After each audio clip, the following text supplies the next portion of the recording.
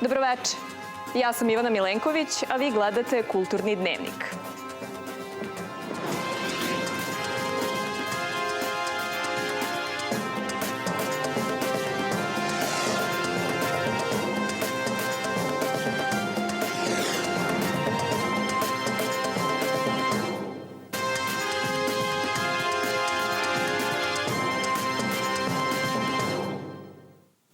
Sofija Knežević je džez pevačica i kompozitor, muzički direktor jednog pozorišta na Manhattanu, predstavnica američkog Voga u oblasti muzike, dobitnica nagrade Betty Carter Jazz Ahead i Tesline nagrade za dostignuća u muzici.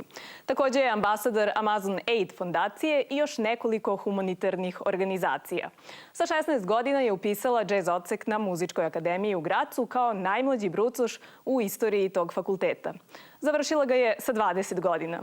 Živi i radi u Njujorku gde predaje pevanje. Gost Kulturnog dnevnika je Sofija Knežević. Dobroveče i dobrodošli. Hvala. Kako nastaje vaša muzika i ko je zaslužan za njen prepoznatljiv pečat? Moja muzika nastaje ljubavlju. To je nešto što sam naučila od svojih roditelja koji su oboje umetnici. Za njen prepoznatljiv pečat ja bih rekla da je dosta analiziranja muzike i različitih kreacija i različitih tipova umetnosti i kombinovanja istih zaslužno za baš to kako ja zvučim i kako pišem muziku. Sarađivali ste sa muzičarima različitih žanrova, od Beyoncé do Terencea Blanchardda. Međutim, koju saradnju biste izdvojili kao posebnu i po čemu?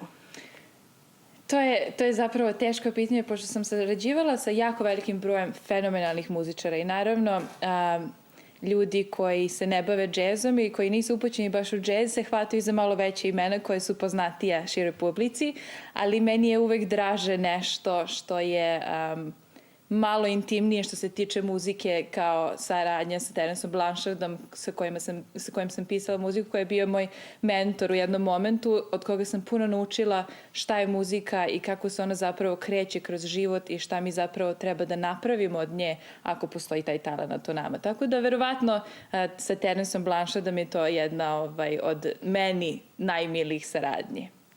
O značaju džez muzike u Srbiji svedoči nedavno održan Beogradski festival saksofona i festival džeza koji očekujemo. Međutim, po čemu se srpska džez scena sadržajno razlikuje od njujorške? I kvalitativno, naravno. Ja uvek kažem da je Beograd jedan mali Njujork, zato što ima jako lep sklop različitih vidova umetnosti, kako se oni zajedno su u toj nekoj fuziji i kako su naši mladi ljudi jako talentovani, kako se oni bave tim vrlo srčano i mislim da je zbog toga meni jako slično Njujorku i u tom nekom poređenju bih Beograd stavila odmah do Njujorka, čak i pre Londona, ali definitivno je mnogo manji i ima mnogo manje jazz klubova, nažalost, i dosta manje muzičara, ali ne manjka u kvalitetu. To moram da priznam, da svaki put kad dođem čujem toliko mladih i talentovanih ljudi, da se uvek zaprepastim i da mi je uvek jako drago i da sarađujem sa njima. Tako da volim da dođem baš zbog toga, da upoznam nove ljude i da ih predstavim u svetu, isto kao što sam ja, što je mene neko predstavio u svetu kad sam ja otišla napolje. Sofija, hvala mnogo što ste bili večera sa nama. Hvala što ste me primili. Gledali ste Kulturni dnevnik. U ime ekipe koja je realizovala večerašnju emisiju želim vam prijatno veče.